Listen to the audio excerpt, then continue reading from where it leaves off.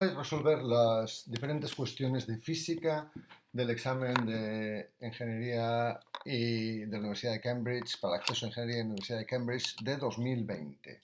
Bien, entonces en esta primera parte vamos a resolver 6 cuestiones. Empezamos con la primera que dice, voy traduciendo, ¿de acuerdo? Un soldador tiene una punta de cobre de una masa de 2 gramos, se calienta la punta con 30 vatios de potencia térmica. En 50 segundos la temperatura de la punta se incrementa en 200 grados Celsius. ¿Cuánta energía se transfiere de la punta hacia alrededor, se pierde en el medio ambiente en este tiempo y nos dan el calor específico del cobre? Entonces, lo que vamos a hacer es lo siguiente. Bueno, pensad después que a la hora de resolver los exámenes de Cambridge, acceso a Cambridge, realmente lo que importa es llegar a la solución rápidamente porque tenemos muchas preguntas para muy poco tiempo. Entonces vamos a usar por un lado que la potencia es, en este caso nos vamos a entretener un poquito más, trabajo partido por tiempo, y ese trabajo va a ser la energía calorífica, con lo cual ese trabajo será la potencia por el tiempo, serán esos 30 vatios por 50 segundos, con lo cual tenemos 1500 joules. Bien, y el calor que va a absorber el cobre en ese tiempo será la masa por el calor específico del cobre por la variación de temperatura delta T, que es lo que nos dan. La masa de cobre son 2 gramos, 2 por 10 elevado a menos 3 kilogramos, por el calor específico que nos lo dan en joules partido por kilogramo, 400 joules partido por kilogramo grado Celsius, por la variación de temperatura, que son 200 grados Celsius. Vale, ya veis que se van kilogramos con kilogramos y joules con joules. Y nos queda que el cobre ha absorbido 160 joules. Con lo cual el calor perdido, vamos a poner entre comillas, bueno, vamos a ponerlo como perdido, en este caso sería 1500 menos 160. Con lo cual serían esos 1340 joules que nos da la respuesta C. Bien, vamos al siguiente. ¿De acuerdo? Y vemos todas las respuestas. Vamos a la siguiente cuestión. ¿Qué nos dice? El uranio 238 nos da el número másico y número atómico, decae por una serie de desintegraciones alfa y beta hasta convertirse en estable en el isótopo de plomo 206. ¿Cuántas desintegraciones beta, cuántas partículas beta se emiten en ese decaimiento? Entonces, lo primero que vamos a ver es calcular con el número másico cuántos decaimientos alfa se producen. Nosotros sabemos que partimos del uranio 238 92 y queremos llegar finalmente al plomo 82 206. 206. Como el número másico solo está afectado por las alfa, tendremos que de 238 a 206 solo tendremos decaimientos tipo alfa. Entonces, si hacemos esa resta, hacemos 238 menos 206, cada desintegración alfa nos da 4 de incremento en el número, 4 de decremento en el número másico, lo tenemos que dividir entre 4 y esto nos da 8 desintegraciones alfa, que son alfa 24. Vale, si le restamos 8 desintegraciones alfa al uranio 238, 92 y tenemos 8 partículas alfa 2, 4, el núcleo que tendríamos sería un núcleo X que va a tener 206 de número másico, pero de número atómico tendrá 16 menos, con lo cual tendrá 76 de número atómico. Y con este número es con el que vamos a jugar. Nosotros tenemos que pasar de 76 a 82. Eso quiere decir de 76 a 82 que vamos a tener 6 decaimientos beta. 82 menos 76 son 6 partículas beta menos. Vale, recordad que en un decaimiento beta menos lo que nosotros vamos a obtener es una partícula beta menos, que será un 0 menos 1, con lo cual aquí partiremos de una partícula que tenga número másico y número atómico, y aquí conseguiremos una partícula que va a tener mismo número másico y sin embargo el número atómico va a tener un z más 1. Es una z. De ahí que tengamos esas 6 partículas beta, con lo cual la respuesta será la A. Vamos con el número 5.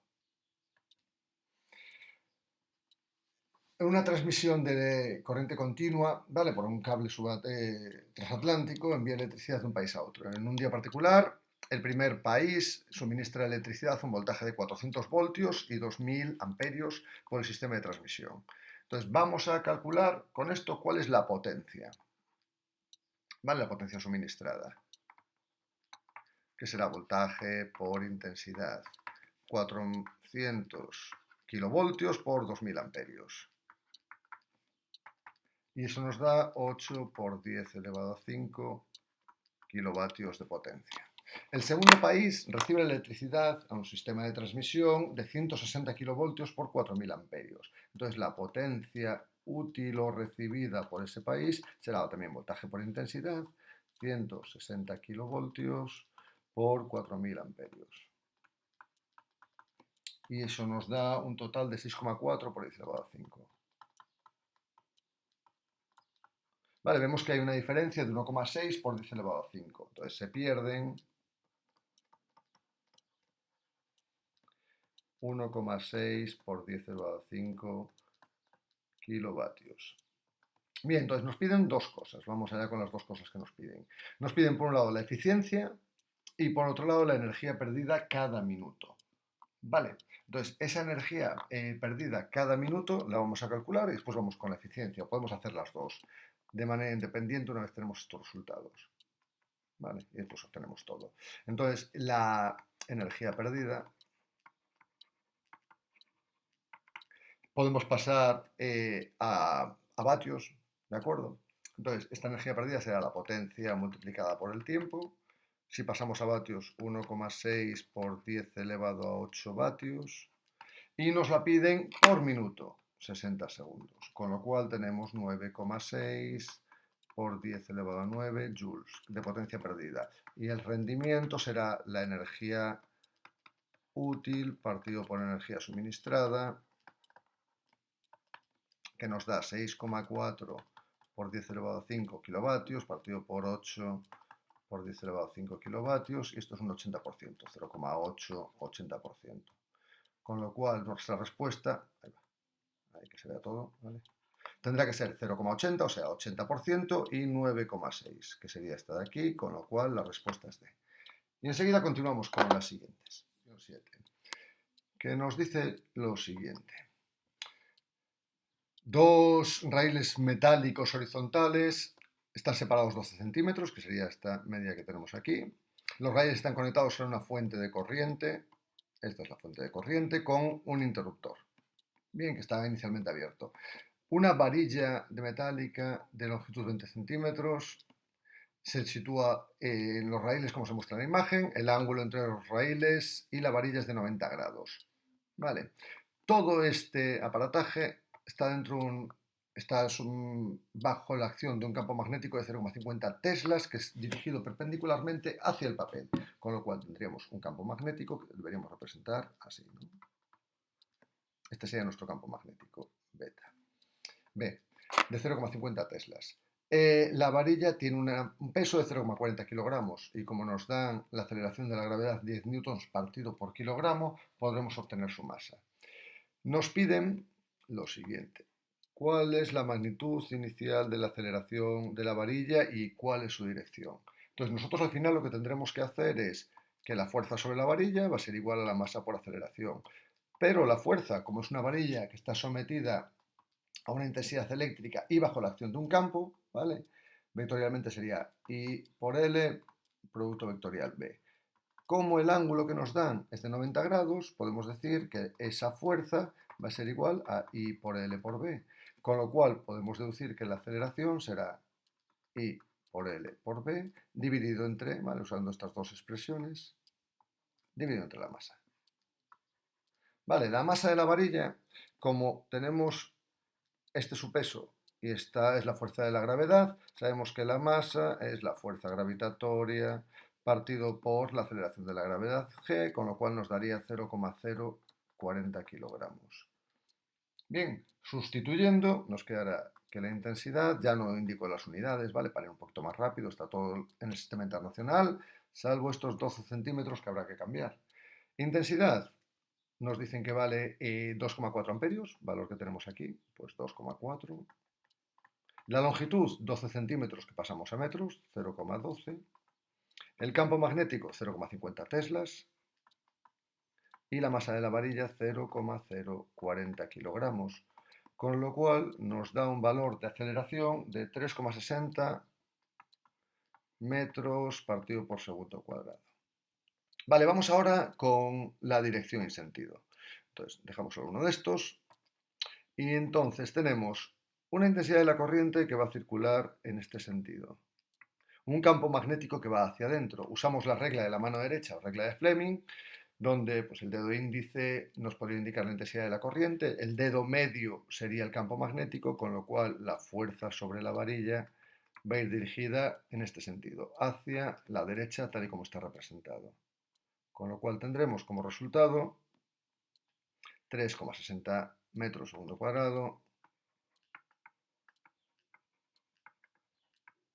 hacia la derecha. En el papel de respuestas, esta respuesta es la F. Vale, quizás esta sea un poquito más larga y un poquito más complicada. Vamos ahora con la siguiente. Dos carritos se están moviendo uno hacia el otro sobre un eje horizontal, ¿vale? Sobre una pista horizontal. Uno de los carros tiene 8 kilogramos y está viajando hacia la derecha a 4 metros segundo, con lo cual el momento del carro 1 sería masa 1 por velocidad 1, 8 por 4, 32 kilogramos metro partido por segundo. Bien, el otro carrito se mueve hacia la izquierda a 1 metro segundo, con lo cual el momento del 2 sería la masa del 2 por la velocidad del 2 kilogramos por menos 1 en metro segundo, con lo cual sería menos 2 kilogramos metro partido por segundo. Me queda un poco ahí, chapuzas. Vale, cuando los dos carritos chocan, permanecen unidos, entonces tenemos un choque inelástico.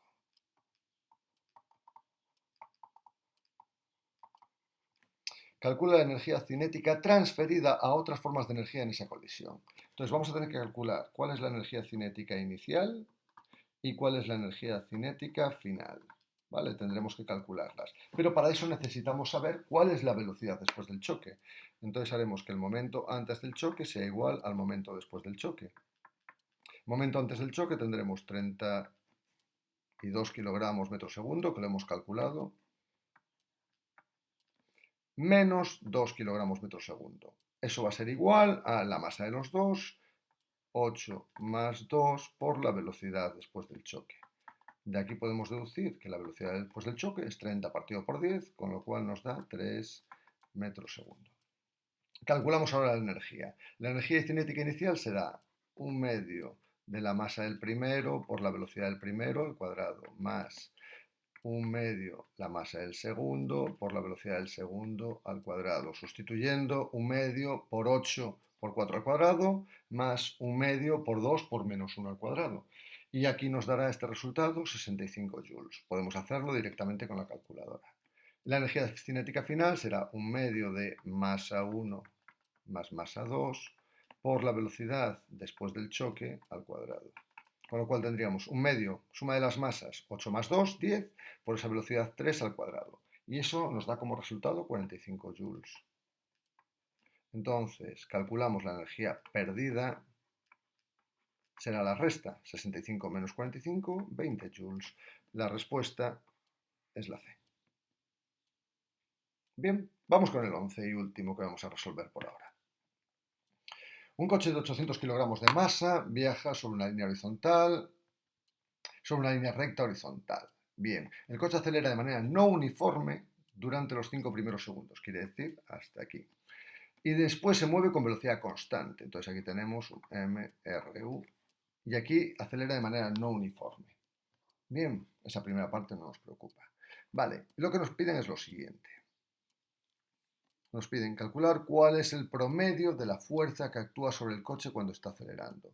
Entonces, en este tramo que va del 0 al 5, nos piden cuál es el promedio de la fuerza que actúa sobre el coche.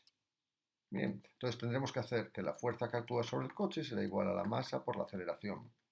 Y esa aceleración Entonces la masa del coche la sabemos, que es 800 kilogramos, y la aceleración será velocidad final menos velocidad inicial partido por tiempo. Bien, ¿cómo calculamos la velocidad? Pues de la línea recta. Entonces del MRU calculamos la velocidad final como posición final menos posición inicial partido por el intervalo de tiempo que tenemos.